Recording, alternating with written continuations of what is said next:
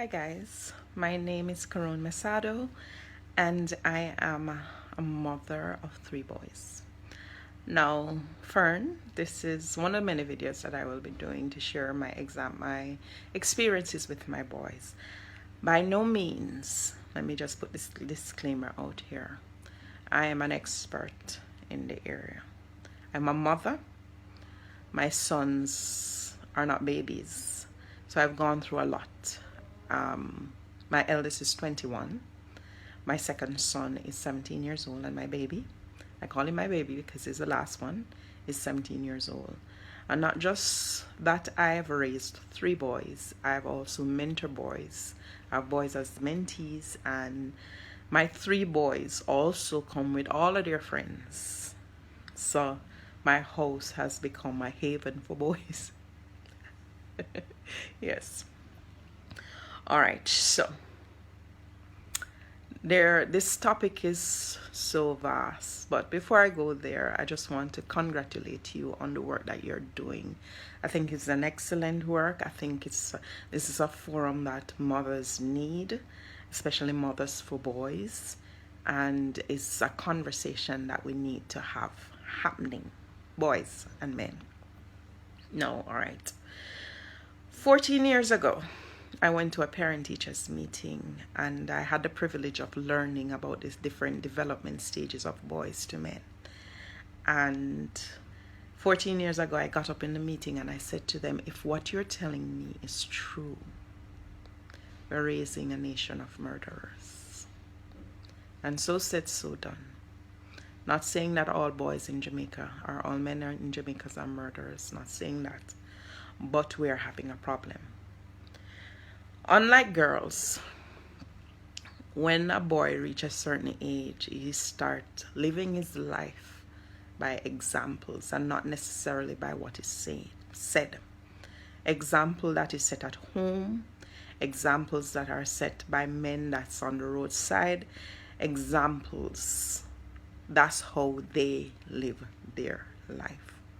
So if we're telling them don't do this and we're doing it, then they're not going to listen to what we're saying.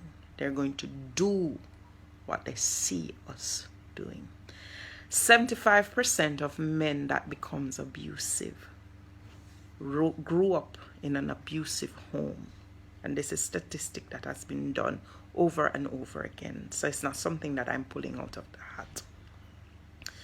And we know in Jamaica that a lot of boys have gone through traumatic situation, as your article said, that most of these serial killers were traumatized before they reach adolescent, and they walked in the pattern. Now you have the few that don't walk like that, don't follow those examples, and as I said, it's not a blanket statement. I'm just talking about statistics now. So like 75% of abusive men grew up in an abusive home. Imagine what our boys, our Jamaican men now, has been exposed to. Most of the homes in Jamaica are run by single mothers, and hats off to all single mothers. Hats off to you. I cannot say that I understand it because I've been married now 23 years. And if me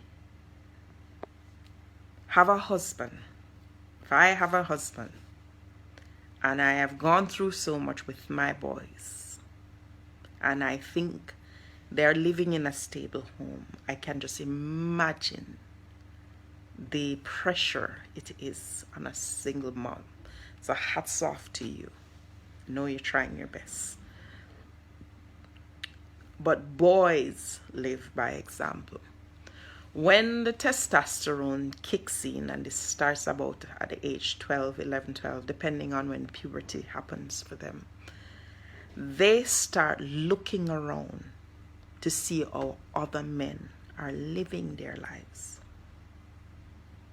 This is a typical scene in the garrison and in Jamaica. Men sitting at the corner making a spliff, or they're in the bars smoking, or when you look at the music video, it is one bag of gal with money, liquor, ganja, you name it. When they go to church, who they see in the church? Females. When they go to school, who is at school? Majority are females. Majority are female teachers. When they look in the professional world, majority of them are females. And so they go at the roadside and they sit down. They form gangs at school.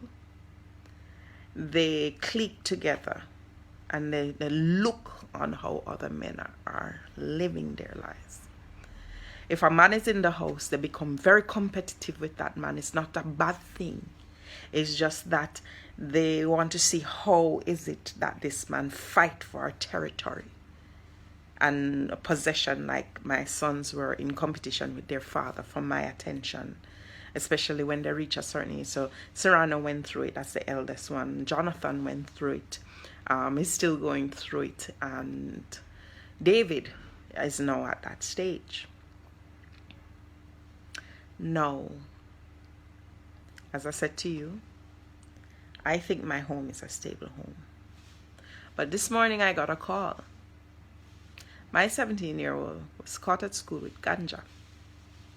4 of them were there. He and another guy had the ganja there. I had to go out to school and deal with that. It's not that they have ever seen me smoke ganja or their father smoke ganja, but hey, it is the cool thing now. In the videos, everybody has smoke weed. On the roadside, everybody has smoke weed. And nothing for smoke the weed, in a real do you nothing that bad. That's what they're told. So, as I said to you, they are following what they see, what the majority of the men doing is what they follow. So can you imagine now what it is that our boys are being exposed to? And if monkey do what monkeys see, and the elder monkeys are smoking weed, gambling, drinking, killing, what is it our boys are going to do? We need to help. We need to help good men. And we have a lot of them out there. Voices to be heard.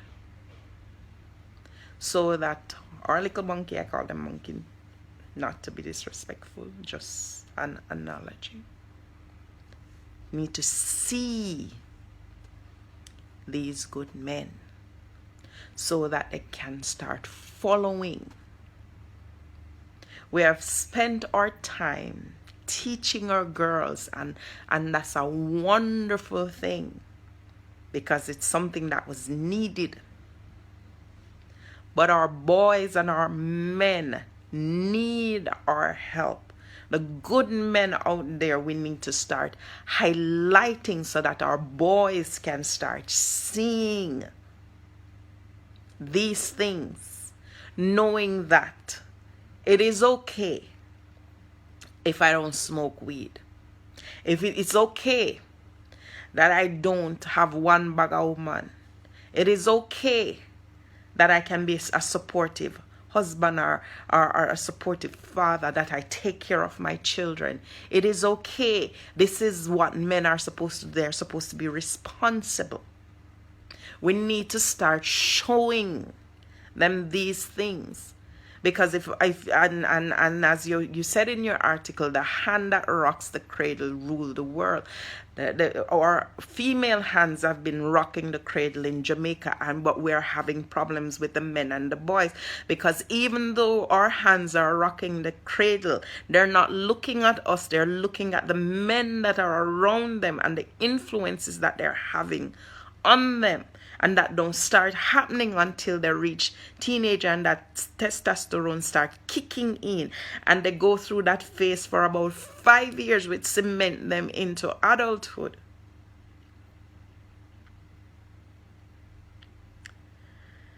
I'm gonna end this article, this video right here, because it's a lot. But if you have any questions based on my examples, I can share with you how I've dealt with it and how I deal with it and what I've learned over the years.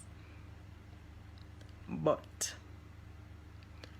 monkey do what monkey see. Your boys, most of the time, is going to live his teenage life based on what he sees other boys doing and how men are acting. Okay?